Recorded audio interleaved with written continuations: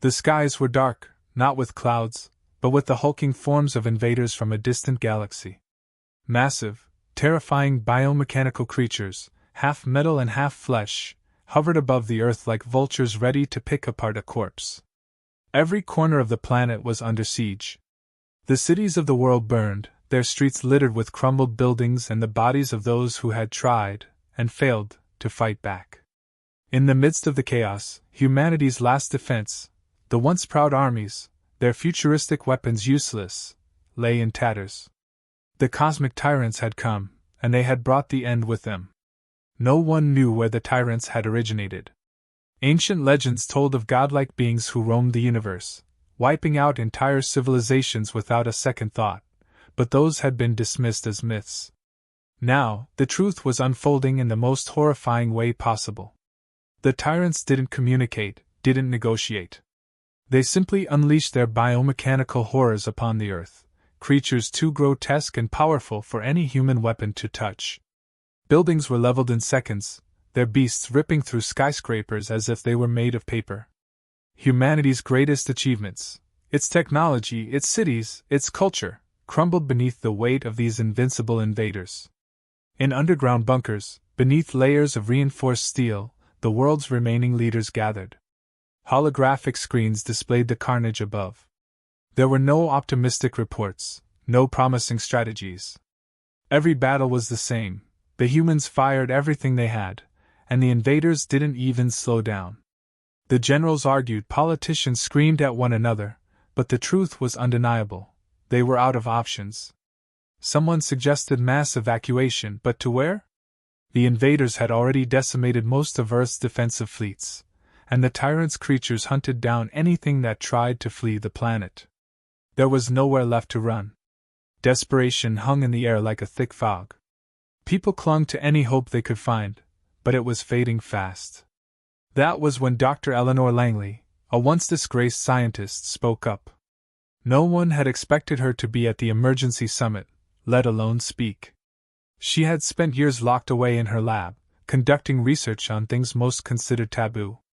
But now, she had something they needed. Something desperate enough that it just might work. "We've tried conventional warfare," Langley said, her voice cold, steady. "It's time to try something unconventional." The room fell silent. The holograms flickered, showing more devastation, another city falling to the tyrants' monsters. Langley reached into her satchel, pulling out an old, yellowed manuscript. It looked ancient, out of place in this world of sleek technology and advanced weapons. "This," she said, holding the manuscript up, "is the journal of Dr. Victor Frankenstein." For a moment there was silence. Then the murmuring began, quiet at first, but it grew louder. Frankenstein? That was a story, a legend from centuries ago. Nothing more than a horror tale used to scare children. But Langley was dead serious. "I know what you're thinking," she continued, cutting through the whispers. "But this is real. I found the remains. I found the body. And I can bring it back." There was disbelief on every face in the room. Some even laughed, thinking this was a madwoman's last-ditch attempt at relevance. But Langley didn't flinch.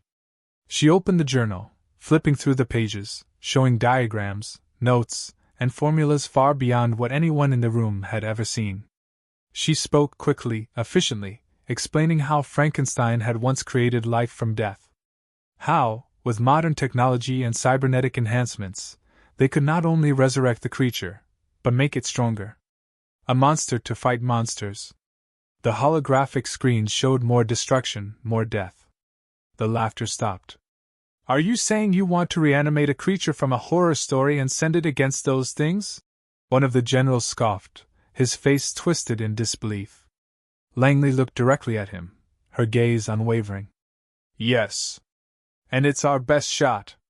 The generals sat back, stunned into silence. The leaders exchanged glances, realizing that they were out of options. Conventional weapons had failed. Every last defense they had tried had crumbled. What Langley was proposing was insanity, yes, but it was a kind of insanity that might actually save them. And right now, they had nothing to lose. Reluctantly, they agreed. The lab where Frankenstein's remains had been hidden for centuries was buried deep beneath the ruins of an old European castle. It had taken years for Langley to find it, years of obsessive research and countless dead ends. But now, as she led a team of scientists into the ancient crypt, she felt a chill run down her spine. There, in a glass coffin, preserved by unknown means, lay the creature. Its skin was pale, its body enormous, stitched together from the remains of countless men. This was no ordinary corpse. It was the legacy of a mad genius. Langley's team worked quickly, setting up the equipment they had brought with them, machines far beyond anything Victor Frankenstein could have dreamed of. They connected electrodes to the creature's body, wires running from its limbs, its head, its heart. Cybernetic enhancements were implanted, integrating seamlessly with the decayed flesh. The goal was not just to reanimate it but to improve it, to make it stronger, faster, more intelligent. A perfect warrior. As the final preparations were made, Langley stood back, her heart pounding in her chest. This was it. The last hope of humanity lay on this cold, metal slab, waiting for the spark of life. She gave the signal, and the machines roared to life, sending a surge of electricity through the creature. The lights flickered, the air crackled with energy. For a moment, nothing happened. Then, with a sudden jolt, the creature's body twitched. Its fingers moved, its chest heaved. The creature opened its eyes. They were not human eyes. They were cold, empty, filled with something ancient and terrifying. The creature sat up, its massive frame towering over the scientists who had gathered around. It looked at them, confused, angry. Then, with a roar that shook the very walls of the crypt, it stood. The monster was alive again. And this time, it was humanity's only chance. The creature's roar echoed through the underground lab, shaking dust from the ancient stone walls. Frankenstein's monster had been reborn, but this was no simple resurrection. His body, already an unnatural patchwork of flesh, was now augmented with sleek, cold metal. Cybernetic implants ran along his limbs, and his once still heart now pulsed with power drawn from both biology and machinery. But there was no time for reflection. As the creature stood before the gathered scientists, its eyes darted between them, confused, almost feral. It didn't understand where it was, what had happened, or why. Dr. Langley stepped forward, the only one brave enough to approach. The other scientists watched in stunned silence, some backing away, still unsure whether this plan had been madness. She raised her hand, slowly, cautiously, making sure her movements were deliberate. "Can you understand me?" she asked, her voice low, calm, as if she were talking to a dangerous animal. The creature turned its gaze toward her, studying her with those empty, cold eyes. Then, slowly, it nodded. The room exhaled a collective breath. It understood. "Good," Langley continued, maintaining her composure. "You've been brought back for a reason. Earth is under attack, and we need you." She motioned to the holographic screen, where images of destruction still played out, the biomechanical monstrosities of the Tyrants tearing through cities. The creature's eyes shifted to the images, its brow furrowing. It didn't recognize this world this time, but it understood the destruction. The urge to fight, to defend, began to flicker in the recesses of its mind. For a moment, the monster seemed to wrestle with something deeper, something old and buried within it. Memories flashed, fragments of a past filled with anger, rejection, pain. It remembered what it had once been, a creature of fear, a mistake, a monstrosity created by a man who had abandoned it. But this time, there was no rejection, no fear in the eyes of the humans surrounding him. They had brought him back not as a mistake, but as a savior. Langley, sensing the conflict in the creature's expression, stepped closer. "You have a second chance," she said quietly. "You can be more than you were before. You can save us." The creature's gaze lingered on her. Something shifted. The confusion faded, replaced by a clarity, a purpose it had never known before. Slowly it nodded again. The team quickly moved to the next phase, enhancing the creature's abilities. Its immense strength was already formidable, but it was clear that the Tyrants' forces were no ordinary enemy. The scientists began attaching more cybernetic enhancements, fusing advanced combat systems into its limbs and body. Nanomaterials were woven into its muscles, giving them the ability to repair themselves mid-battle. Its reflexes were sharpened, its senses amplified. What had once been raw power was now being honed into a precise, lethal weapon. Frankenstein's monster was no longer just a beast, it was becoming a perfect warrior. Throughout the process, the creature remained calm, docile even, as the enhancements were grafted onto its body. It seemed to understand the necessity of what was happening, its mind adapting to the new systems being integrated. Each implant, each upgrade, seemed to awaken something inside it, a growing sense of control and focus. The creature was evolving, becoming something greater than what it had been, more than just a reanimated corpse. It was a fusion of the old and the new, a relic of the past merged with the pinnacle of modern technology. Once the final adjustments were made, the creature stood before the scientists, towering over them. Its new form gleamed with cybernetic power, a mix of organic flesh and advanced machinery. There was no doubt that it was stronger, faster, more dangerous than ever before. But the true test was still to come. The decision was made to send the creature on a test mission, a smaller objective, far from the main conflict. If it could handle the Tyrants' lesser forces, then it might stand a chance against their larger, more fearsome creations. They airlifted the monster to the outskirts of a devastated city where a squadron of the Tyrants' biomechanical creatures had been spotted.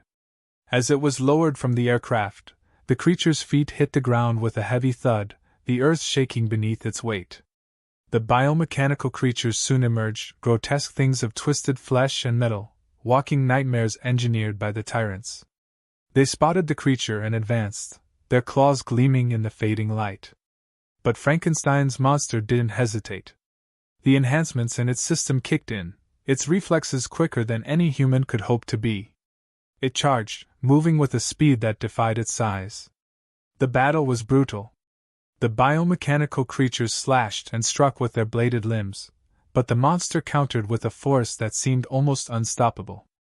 With one swing, it sent the first creature crashing into a crumbling building, the sound of metal and bone breaking filling the air. The enhancements in its body activated, repairing any damage it took almost instantly. It tore through the creatures with savage precision, each movement more calculated than the last. But the test wasn't just about brute strength. As more of the Tyrants' forces poured in, the monster began using its new cybernetic systems in innovative ways.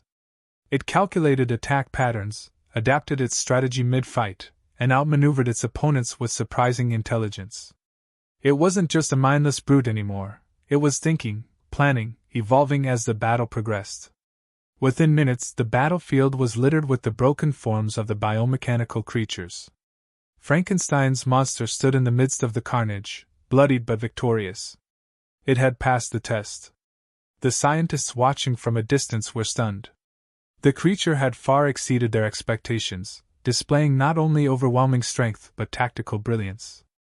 They had created not just a weapon but a leader, something capable of turning the tide of the war. As the creature looked up at the sky, where the invaders still loomed, it clenched its massive fists.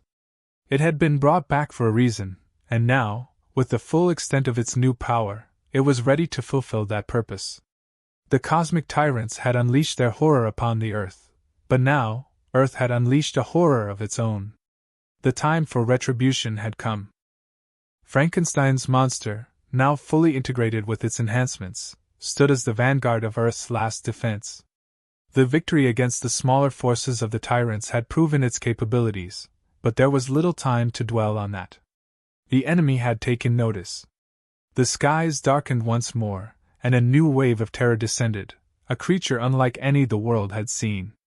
This monstrosity was far beyond the biomechanical abominations Earth had faced before. Standing several stories tall, it was an amalgamation of alien technology and organic horrors, pulsing with an eerie glow that seemed to warp the very air around it. Every part of it was a weapon: clawed limbs made of interlocking metal plates, an exoskeleton that shimmered with an impenetrable sheen, and eyes that burned with a malevolent intelligence. This was the tyrant's answer to Frankenstein. a living nightmare built to destroy anything that stood in its way. As the giant monstrosity began its assault, Frankenstein's creature did not hesitate. It charged forward, its new cybernetic limbs propelling it with terrifying speed.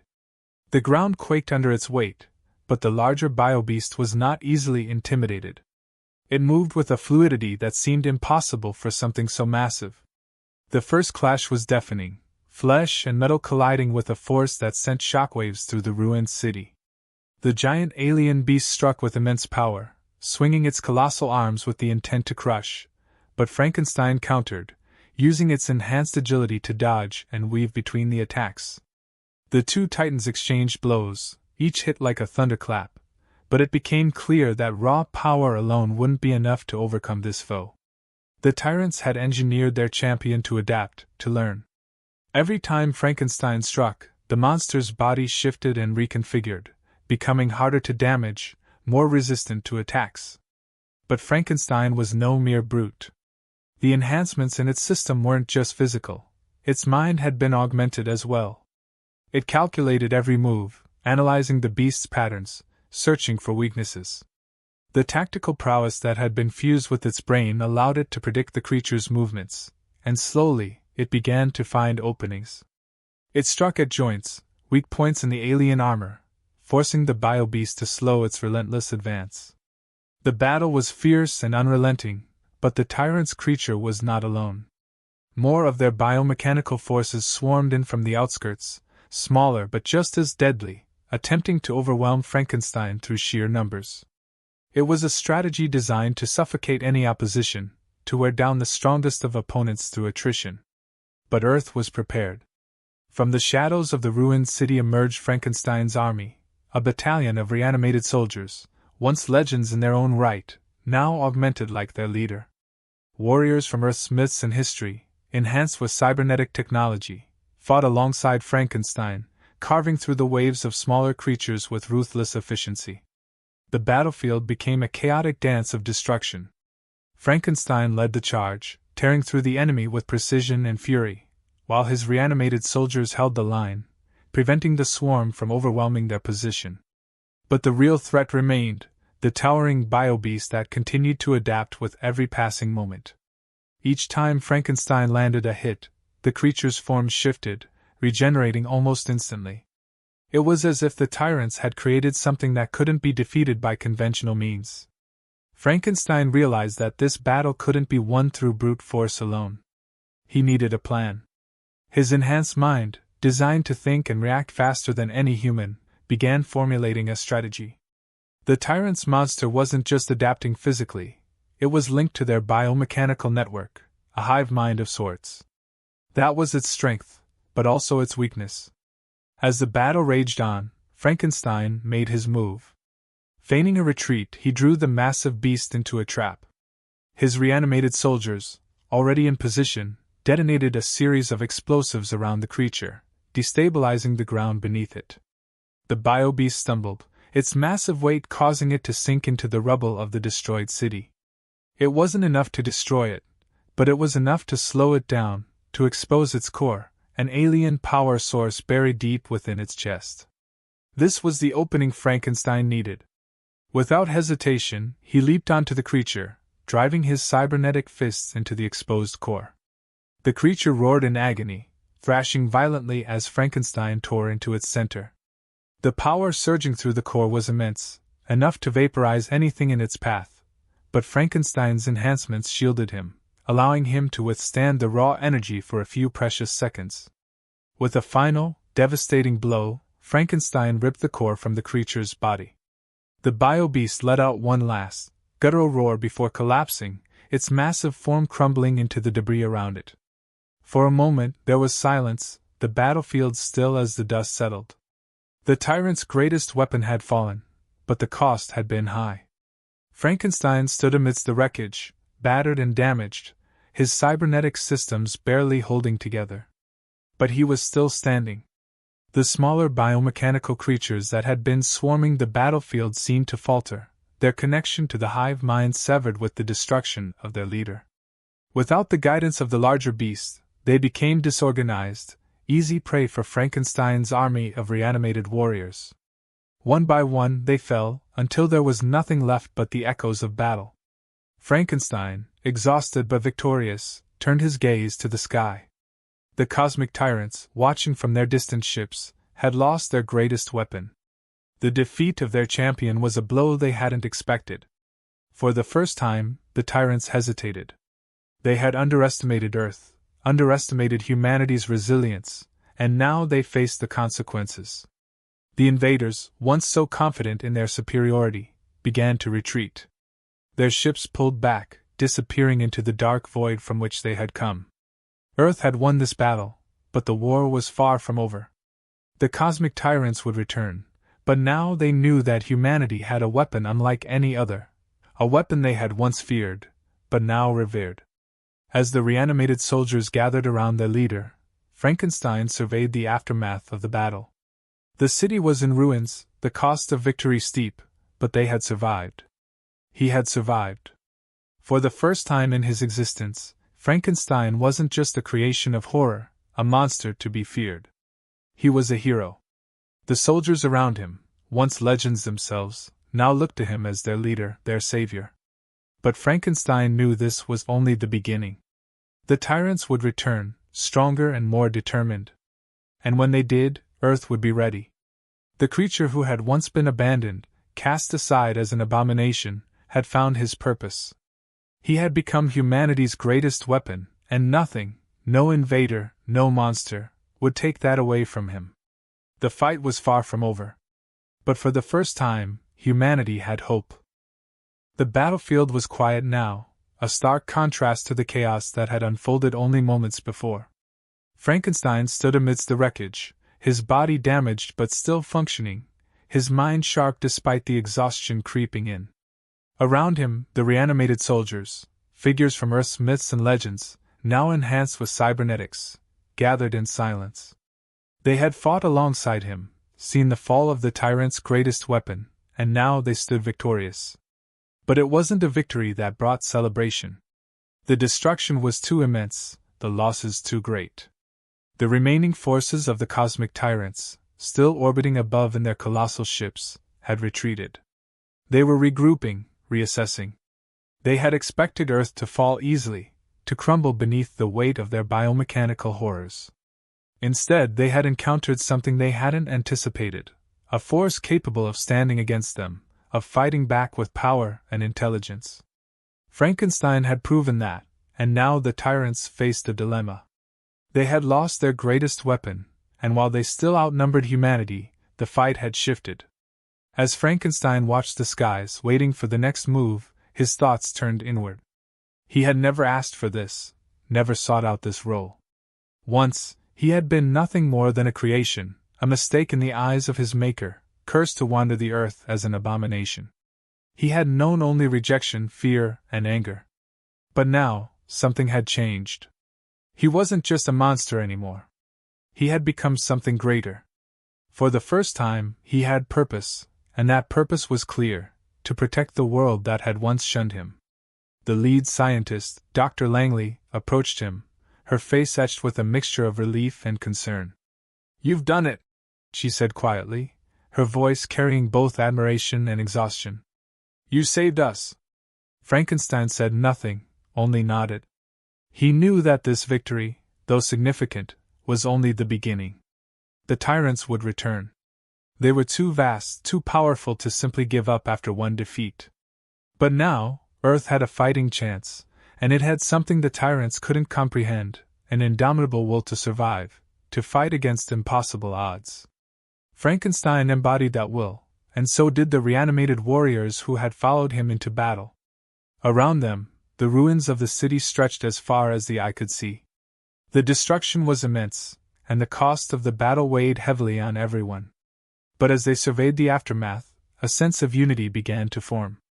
Humanity had faced annihilation and had fought back with everything it had, even if that meant turning to the darkest corners of its past.